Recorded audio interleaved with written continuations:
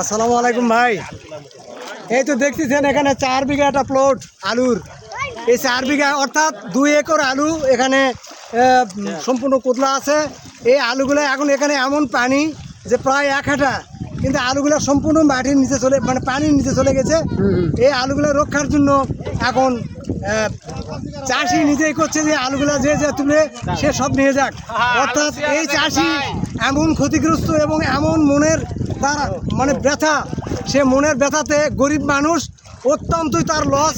সে গরু বাছুর এবং বইয়ের কিছু জিনিসপত্র বিক্রি করে আলুটা লাগাইছিল। এখন সে অসহায়। এখন আলুগুলো সম্পূর্ণ পচে যাবে বিধায় গ্রামের মানুষক সে হুকুম দিচ্ছে যে যাক, আমি যখন চলে গেছি তখন আপনারা তুলে নিয়ে আসে এই আলুগুলা, যেটা খাওয়া হবে আর কিছু গরু বাছুরও খাওয়াও, তা নাহলে আলুগুলো সম্পূর্ণ পচে যাচ্ছে। এই পর্যায়ে আপনারা দেখতেছেন আমার এই যে ভাইরাল করা হচ্ছে এখানে, আপনারা দেখেন কোনো সম্পূর্ণ এখানে এই কৃষকটা অত্যন্ত ক্ষতিগ্রস্ত।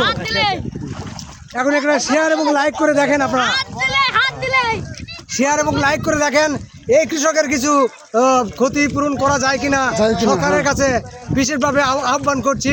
কারণ এটাই নয়, আরও এখান থেকে 10 বিঘা সেরে আরও 10 বিঘা মাটি এরকম আলু পানির নিচে চলে গেছে। আর এর উত্তরে চলে গেছে 50 বিঘা, সেখানে ওই রকমই মানে কুতলা আলু আছে, সেখানে লোকজন যায়নি, এখনো যাচ্ছে এখান থেকে আবার লোক যাবে। আর অন্য গ্রামে বিভিন্ন গ্রামের লোক আসে এখানে, মানে সমাহিত হয়েছে সব জায়গাতেই। এখন আর আমাদের বলার কিছু নাই, আপনারা তো দেখলেন এবং এটা আপনারা অবশ্যই বিবেচনা করে সরকারের কাছে তুলে ধরবেন। এই কৃষক যেন জাহিদ ইসলাম অর্থাৎ কাদেরের ছেলে এই আলু আবাদ করে সে অত্যন্ত ক্ষতিগ্রস্ত। এই বলে আমি শেষ করলাম। আসসালামু আলাইকুম রহমতুল্লাহ বারাকাতুহু। হ্যালো প্রিয় দর্শক ও গ্রাহক বন্ধুরা, আপনারা তো শুনলেন আমাদের বেলকুল গ্রামের বড় ভাই মাহফুজার রহমানের বক্তব্য। এখন এই ক্ষতিগ্রস্ত ব্যক্তিটি মোহাম্মদ আব্দুল কাদের, তাকে সাহায্য সহায়তা করার জন্য অবশ্যই এই ভিডিওতে কমেন্ট করবে এবং বেশি শেয়ার করে দিবেন। আমাদের এই মাহফুজার ভাইও কিন্তু এই সহযোগিতা হাত বাড়ানোর জন্য গ্রামের লোক নিয়ে এসে এখানে এই আলু তোলার কাজে নিয়োজিত আছে এবং তাকে যেন সাহায্য করতে পারে সেই কর্মরত মাহফুজার ভাই সবার সাথে জড়িত আছে।